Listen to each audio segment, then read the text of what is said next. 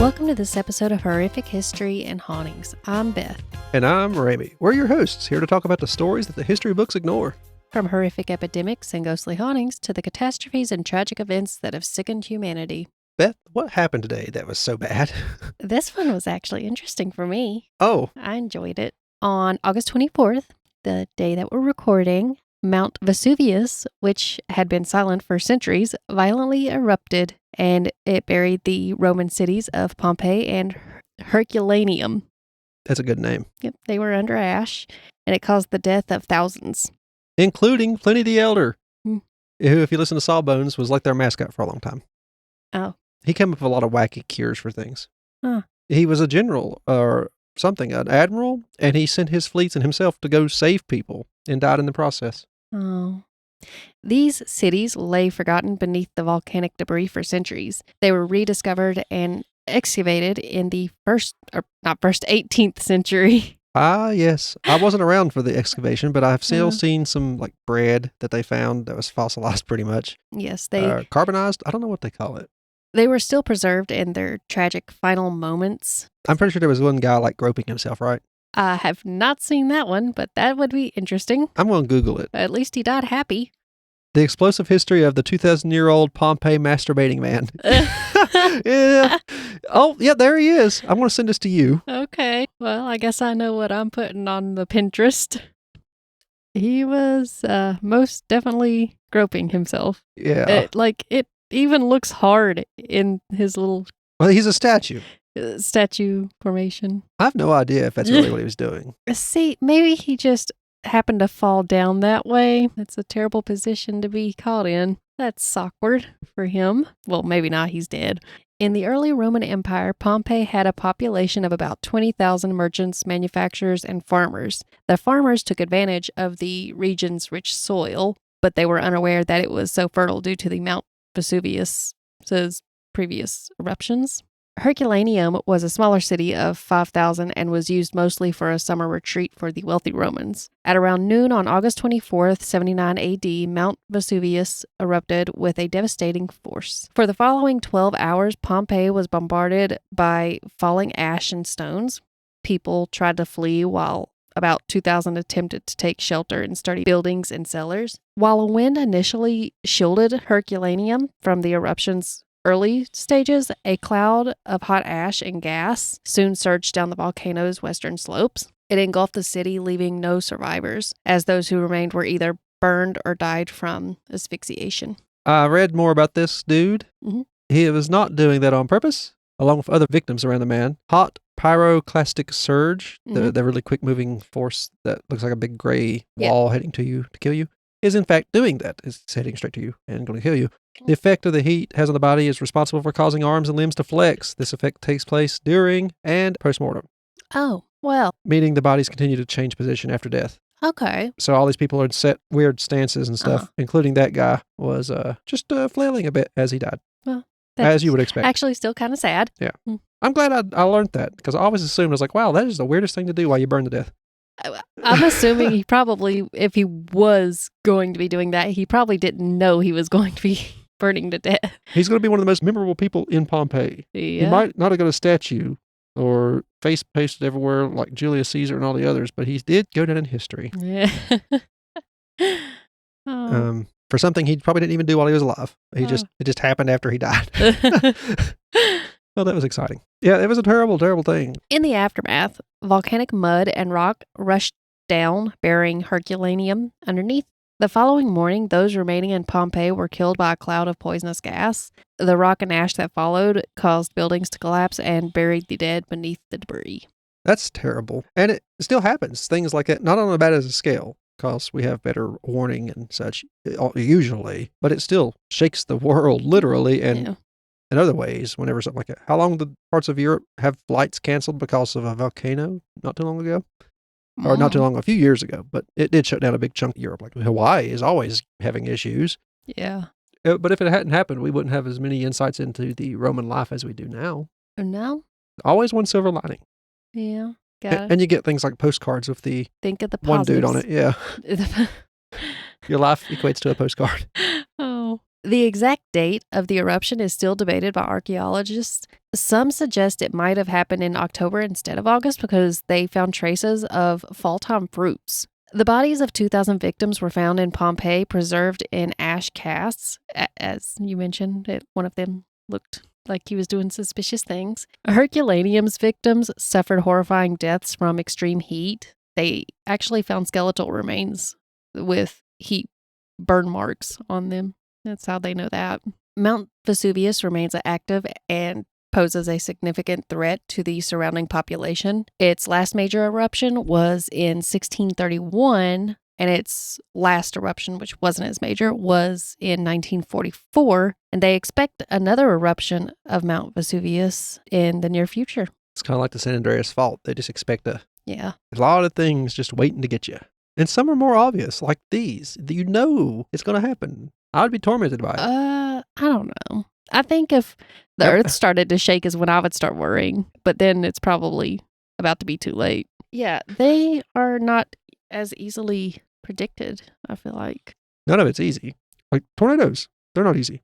A little bit short notice as well. Yeah, which is what we're talking about today. I know it. Because this is part 2, and it's not going to be as long, but... That last one was a humdinger of an episode to edit. Yeah. And then I scheduled them wrong. Well, I guess the people listening to this don't care if I send it out early, but... well, I wanted you to send it out early. I was supposed to release Brother Knows Quest, and I didn't. Oh. And I didn't want to release both of them because I wasn't sure when the next recording date was going to be exactly. So I guess when this one comes out, you'll also get a Brother Knows Quest episode. Mm-hmm. We'll send them out weekly for a bit. First one up is the Greensburg, Kansas tornado. On the evening of May 4th, 2007, a supercell storm was spotted over southwestern Kansas at about 8 p.m. At around 9:20 p.m., a monstrous wedge-shaped tornado was spotted barreling towards the town of Greensburg. At 9:25 p.m., the well of sirens pierced the air, signaling the danger of the tornado. It was hidden behind a wall of rain and darkness, making the massive tornado difficult to see. Difficult? If it's anything like ours, it's impossible. The fact it's so dark is the only thing that tells you something's wrong. Yeah, it was rain and dark. Then at 9:45 p.m., the over 1.5 mile wide twister slammed into the south side of Greensburg. Despite warnings, no one was truly prepared for a tornado of that magnitude. The town of Greensburg covered just about 1.5 square miles, while the tornado itself was about 1.7 miles wide. So it was bigger than the whole town. It's a giant eraser coming at you. And it was slamming into Greensburg with winds exceeding 200 miles per hour. There's no town left. Pretty much. Yeah, that's how that turns out. But it has a positive thing at the end, so just keep listening. At least it comes and goes quicker than a volcano. I don't know which would be worse. And you can hide underground unlike an earthquake. The survivors described the sound as a continuous roar, and the air pressure change caused their ears to pop and shattered their windows. They described watching in terror as their homes were lifted off the ground. People taking shelter during the tornado mentioned a sudden calm that caused them to believe that it had passed by. They were unaware that the silence was just the eye of the storm. The other side of the tornado was still on its way, which serves as a reminder to stay in your safe space as a little bit longer afterward, just in case. At 10:05 p.m., the Greensburg tornado took an unexpected counterclockwise loop to the northwest before finally fading away. The supercell storm that created it continued to produce additional tornadoes, 4 of which developed north and east of Greensburg, and they were described as monsters. These tornadoes raged through countryside for hours, but fortunately, Greensburg was spared from further destruction. How much was left? Yeah, that's what I was going to say. There ain't much left to destroy after this, but the aftermath of the Greensburg tornado was described as resembling a war zone. Some said the whole town was leveled or flattened. Survivors were evacuated on buses to a school in a nearby town, and the city officials estimated only 5% of the buildings remained undamaged. Total destruction. Yeah. There were further complications that arrived by the lingering storm system. On May 5th and 6th, the continued threat of tornadoes triggered the sirens, which forced emergency responders to seek shelter and slowed the rescue and recovery efforts. But by May 7th, the storm system finally moved east, and it allowed recovery efforts to proceed more smoothly. 961 businesses and homes were destroyed as well as effectively it erased every landmark in the town. Oh, that goes back to what I was talking about last episode. Yeah. How many historical buildings are actually historical. The force of the winds was so strong that even the bark was stripped from the trees that had their branches torn off. 11 people lost their lives in the Greensburg tornado. It seems like it had been more. I guess places like it prepare better. I think it was also because of the warning. Despite the overwhelming destruction, some town leaders in Greensburg viewed it as an opportunity for a fresh start. They recognized that the town's pre-existing issue of a rapidly declining population and saw the chance to rebuild Greensburg as a more efficient and sustainable community. Their plan was to create an all-eco-friendly town. Maybe Mother Nature will be lenient with you in the future. Yeah. Pretty much they were like, our town has been flattened. There's nothing left. Guess we're going to build an eco-friendly town. How did they do that? Well, they had some help along the way. No, not just that. I'm saying you can't make the people build their homes in certain ways. No, the homes, they didn't have to be that way. The town a lot of centers and people places. apparently did want their homes that way, but it was public buildings and things that they were like have to be. And some people were not happy about this because one woman was told that where her previous house was standing was going to be used for, I forgot what they said, but it was going to be used for something else. So she wasn't allowed to build her home where her previous home had been. And I can understand why that would upset somebody. I think even the mayor at the time didn't get reelected. Because of this. Yeah. They were making, like I said, eco-friendly buildings. They had windows and insulation that was all eco-friendly, helped to keep the temperatures right on the inside. 200 trailers were brought in to provide shelter for the displaced residents while the town began its rebuilding plans. The vision of an eco-friendly Greensburg caught the attention of environmentalist Leonardo DiCaprio. I didn't know he was one. Jack. He not only produced a TV series titled Greensburg, but also contributed resources to support the planning and rebuilding efforts. Well, that's nice. Mm-hmm. They now recognized the power of the wind that had destroyed their town, so they decided to use it to their advantage. Wind energy became one of the main sources of power for the new eco-friendly Greensburg. If you got high winds, it's perfect. Mm-hmm. I wish we had winds enough for that. All we could do is solar. I would like to get some solar panels. I just don't know how they work or how you would It don't matter if you know exactly how they work. They just work. You have people come and install them. It's not a cheap process. I know you have to wipe the dust off of them often, though. Yeah, you have to clean them off fairly often. But I would love to have them. They also upgraded the public buildings with safety measures, such as storm shelters. A year after May 23rd, 2008, 3 tornadoes came within just a few miles of hitting Greensburg again, but they managed to stay out of danger's way that time. Well, that's good. Yeah. They got lucky. Next is the Natchez tornado. Don't ask me. I'm hoping I pronounced that right, because I'm going to have to say it a few more times. On May 6th, 1840, a massive tornado with a width comparable to the size of the Mississippi River itself surged up the river and struck Natchez. The Mississippi River is about a mile wide, by the way. This devastating event resulted in the loss of 317 lives and left 109 people injured. This tornado stands as the second deadliest in U.S. history, and it's unique because it caused more deaths than injuries. The day before the Natchez tornado, a heavy storm drenched Concordia Parish and Adams County with over 3 inches of rain. As morning arrived, the unsuspecting residents of Natchez and Vidalia went about their day, unaware of the disaster to come. Around midday, a violent thunderstorm swept through the area. Shortly after, a deadly tornado starting 20 miles southwest rapidly intensified in both size and strength as it tore through the forests and fields on its northeastern path. The devastation brought by the Natchez tornado was overwhelming. The Natchez Free Trader reported, quote, "Our devoted city is in ruins, while the dead remain unburied and the wounded groan for help." That would be a horrible experience, especially back then. Yeah. Everything's slower. And probably no warning. Uh-huh. And the medicine. You might as well just lay there and groan. That's apparently what they did. Yeah. If the paper got the article out at that time. The riverfront suffered much of the damage, with buildings reduced to rubble and boats that were lost under the water. This included the steamboat Prairie, which was famous for its prior refusal to assist a burning vessel. Payback's a bitch. Oh. Yeah. Are you even allowed to refuse stuff like that now? I think you have to help. I think after Titanic, they made This is the certain Mississippi, laws though, so to do that. I don't know what the river laws are. I don't know. In Concordia Parish, the devastation was just about as bad. Plantations suffered widespread destruction with a high number of casualties among the slave population. The estimated financial toll of the tornado reached $1,269,000, which is equivalent to around $21 million today. I also read in a few of these sources that it's unknown how many actually ended up dying that were on boats as well. So there could be more deaths. Another one I hope I pronounced correctly is the Xenia tornado, Xenia. Apparently it's a place in Ohio.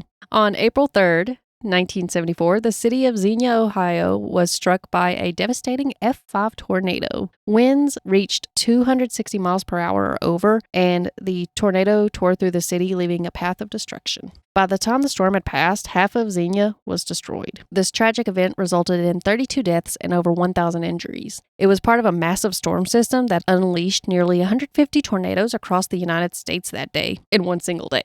This marked one of the largest tornado outbreaks in recorded history. The tornado outbreak impacted an area spanning from the Gulf Coast to the Great Lakes region. And in the map that I saw, our area here in Southwest Virginia had a few little red streaks on the map. So I'm guessing we had a few little whirls going on. Most of the tornadoes had recorded wind speeds of 113 miles per hour or higher. The tornado hit Xenia High School, where the auditorium imploded, and 2 school buses were hurled onto the stage where just moments later, students had been standing. They were doing some sort of performance, practicing to do the performance. Hundreds of families found themselves homeless, and the homes of thousands more were damaged beyond recognition. The absence of cell phones and internet left people with no means to contact their loved ones. One woman recounted seeing a lone wall standing with a telephone still attached, and incredibly, the phone began to ring. Well, some miracles do happen. Her father answered to find a stranger on the other line who had apparently heard about this disaster and was desperately seeking news on their loved ones that lived in Xenia. Not so pleasant, I'm afraid. Yeah. Not considering I don't know. I just happened happened to find this random wall, that only thing standing with a phone. I'm talking to you. It's just a wall in the middle of nowhere with a phone attached to it. Many of those who lost their lives were children. On the 9th, President Richard Nixon arrived at the scene, and he declared it was the worst disaster he had ever witnessed. In a show of support, he said, quote, "This town is not going to die. This town is going to live as long as it has spirit." Yes, that's what they needed. Spirit. Yeah, prayer, thoughts and prayers. This was Nixon. Oh. A team of researchers led by Ted Fujita dedicated themselves to studying tornadoes after this. Well, I think he was studying tornadoes before, but they decided to study on this one, mostly because it was a really big storm system. They made the discovery that Xenia tornado started out as a single cone-shaped funnel, and then it turned into a more complex system of multiple vortices swirling around. Their research significantly helped the future of storm prediction and safety. It helped in securing the necessary funding to transition from traditional radar systems to the advanced Doppler radar technology that's widely used today. The Xenia tornado was rated F6 originally, but was later reduced to an F5 because they said this was due to an F6 would be, and the word they used is inconceivable. I think now it's just F5 is 200 some miles per hour and over. So I guess 200 plus. It's the premium plan where you don't get ads with your tornado. With your tornado. Full on experience of tornado. Next up is the Rainsville tornado. On April 27th, 2011, a devastating tornado outbreak swept through the United States. Rainsville, Alabama was one of the hardest hit areas when an EF5 tornado tore through the town. The month of April 2011 stands as the most active tornado month in United States history, with a staggering record of over 770 tornadoes. That's too many tornadoes. Yes. Just a few. This was not an average year for storms. By the end of 2011, a total of 23 violent tornadoes had been recorded, with over 450 lives lost to tornadoes throughout the year. So 23 of the number I mentioned before, 770, was considered violent. Do you remember in part 1, I think I said it was 1 to 5 a year are F4s and F5s, I want to say. So that was a terrible year for tornadoes. Yeah. Something you want to hope to avoid in the Yeah. future, but it doesn't seem likely. Yeah. Overhead aerial shots showed piles of rubble where you could see there used to be homes. It was no longer homes. They were just little piles of trash. A shift from El Nino to La Nina in 2011 triggered significant atmospheric changes and strengthened jet stream in late 2010 and early 2011. This is believed to have contributed to the massive tornado outbreak that followed. Obviously, not all of what caused it, but it's believed to have helped it along the way. While January and February were quiet when it came to the weather, the calm was shattered by the time April rolled around. By April 22nd, 2011, multiple tornado outbreaks had already been confirmed, with more on the way. In the early hours of April 27, 2011, at 2 a.m., storms began forming supercells and rotating. By 5 a.m., these storms produced tornadoes, with some already reaching EF2 and EF3 ratings. As the severe storms swept through, they began knocking out the power, leaving at least 250,000 people without power and ways to communicate. Well, that was inconsiderate of them.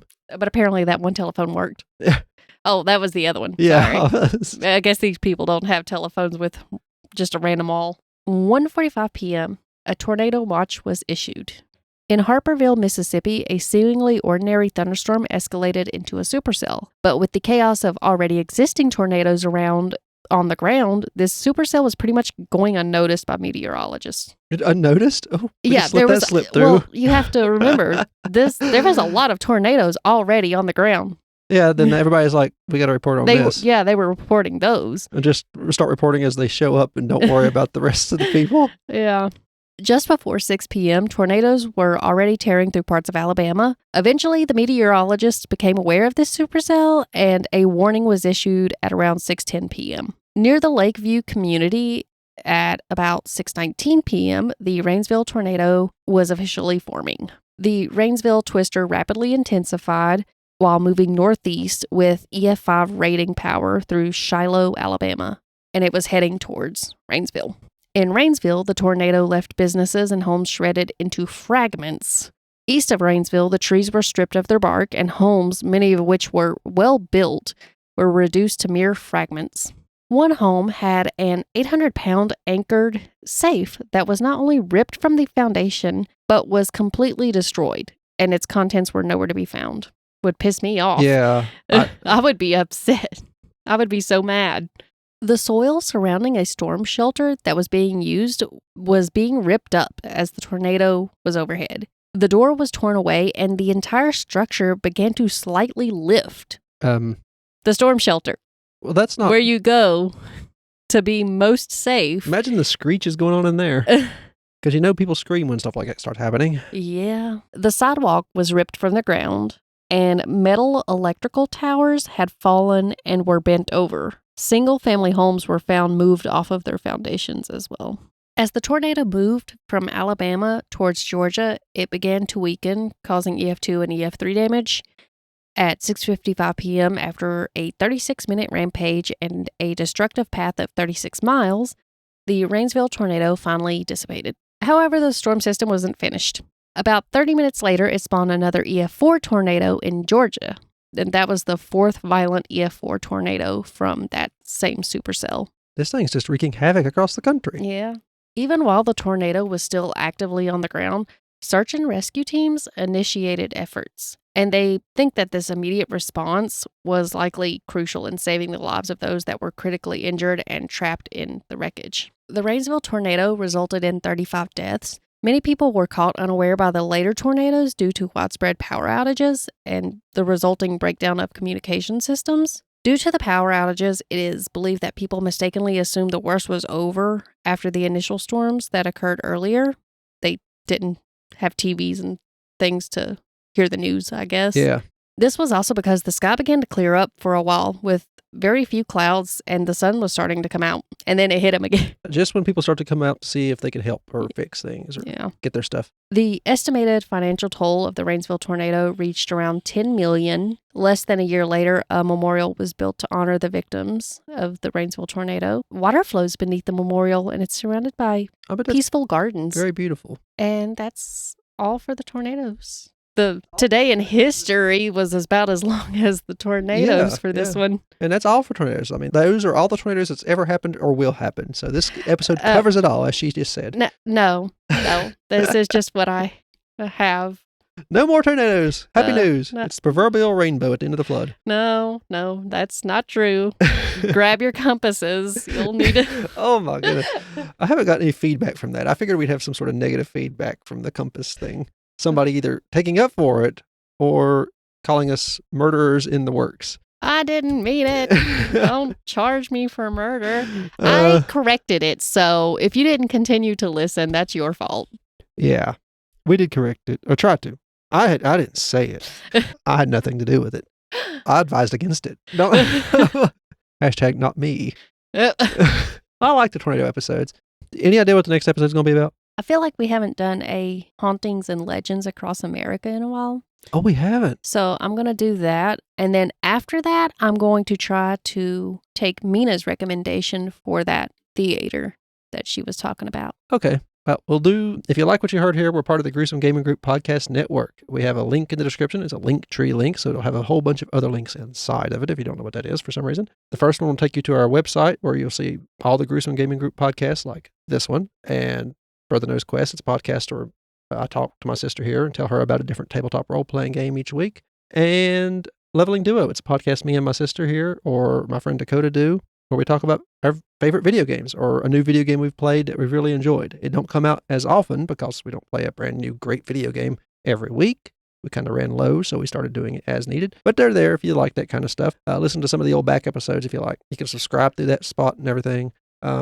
And then also in the link tree will be a bunch of our socials. You can go to our YouTube and watch me play Oblivion a few times a week, or you can go and reach out to us on X or Threads and tell us what you all think, or give us an idea of something to cover. If you have an obscure haunting or some weird, particularly interesting true crime event that you know of that we should cover, anything that might fit this weird little podcast of ours, let's reach out. Let us know. Or if you want to reach out through email, we have an email in the description if you want to send us a message that way.